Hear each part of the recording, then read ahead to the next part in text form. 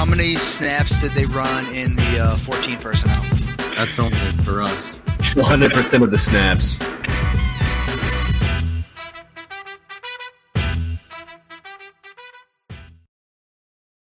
What's going on, everybody? Welcome into 14P Fantasy. I am your host, Justin Wright. Today, we're switching it up a little bit. We are doing start sits for the running back position. So usually we do this in two separate videos. Today, we're just putting all six guys in one, laying out if they're an RB2, a flex, a sit. We're avoiding the obvious names and going to touch on some others that are, maybe sitting there. You're looking at them for your second RB spot, maybe your flex position. So let's get right into them. Number one on our list, it is Kenny Gainwell. He is playing the Los Angeles Chargers this week, and based off of last week, you can't really play Kenny Gainwell, to be perfectly honest. Again, he didn't have a touch in the first half. He ended up leading the team in touches, which is great. 13 carries. I'll take that almost all day long. However, didn't get either of the touchdowns or any of the 4 touchdowns that went to the running backs, 2 to Jordan Howard, 2 to Boston Scott. Kenny Gainwell really didn't play much. Again, he was played the second most snaps of any running back.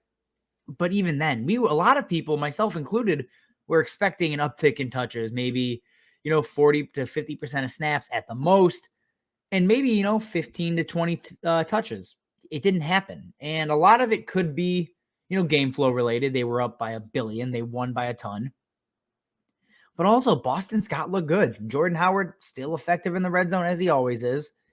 So I just can't trust Kenny Gainwell. And could he be a flex this week against the Chargers? Absolutely. If Philly gets down big, Kenny Gainwell's going to see work. But he's not going to be a workhorse. I think we learned that last week, especially with them winning handily. They don't really have a reason to go away from using Howard and Scott as well, and really kind of a gross 3-headed committee. So Kenny Gainwell, it sucks, but you got to sit him down, even with, a decent matchup against the Chargers here. Number 2 on our list, we're talking Michael Carter, the newfound breakout Michael Carter. This is the 3rd video he's in. They're all coming out Wednesday. This is the 3rd video Michael Carter's been a part of. And a lot of it just has to do with I'm pretty high on him moving forward. He's an RB2 this week, especially against Indy.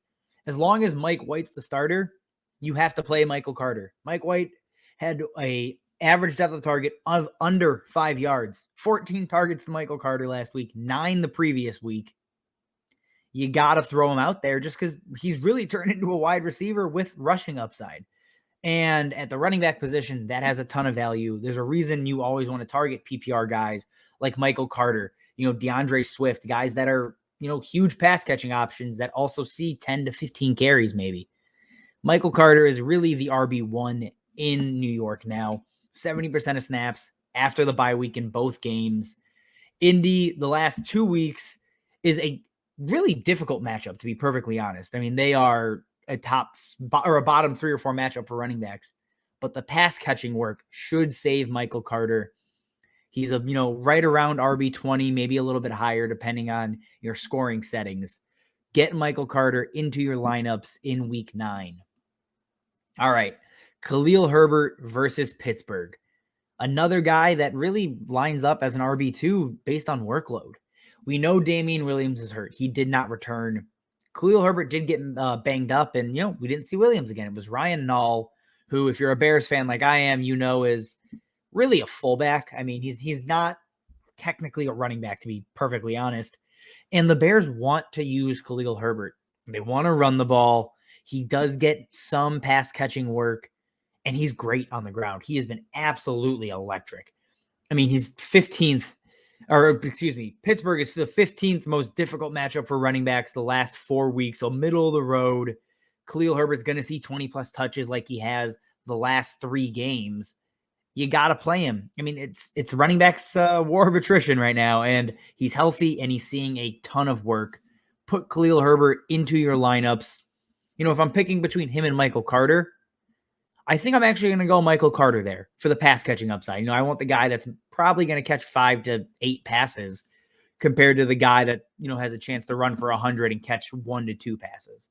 You're just kind of playing the odds there. And I think Michael Carter with the receiving work, has a little bit higher upside than Khalil Herbert does this week. Next guy on our list, we have James Conner versus the San Francisco 49ers. And do I want to play James Conner as my RB2?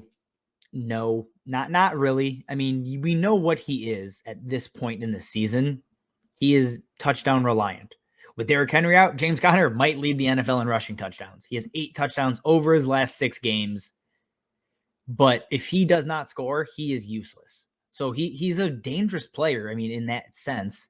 I want Michael Carter. I want Khalil Herbert over James Conner pretty easily.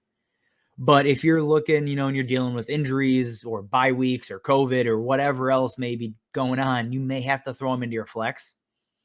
And I do think there are worse options. A guy that has the potential to score 2 touchdowns. He's done it twice now, or 3 times in the last 6 weeks. You got to trust him there. So, and as a flex play, he's fine. I'll play him over. Actually, I would not play him over someone like Zack Moss, Myles Gaskin. But again, if you're just looking for touchdown upside, James Conner has the appeal this week.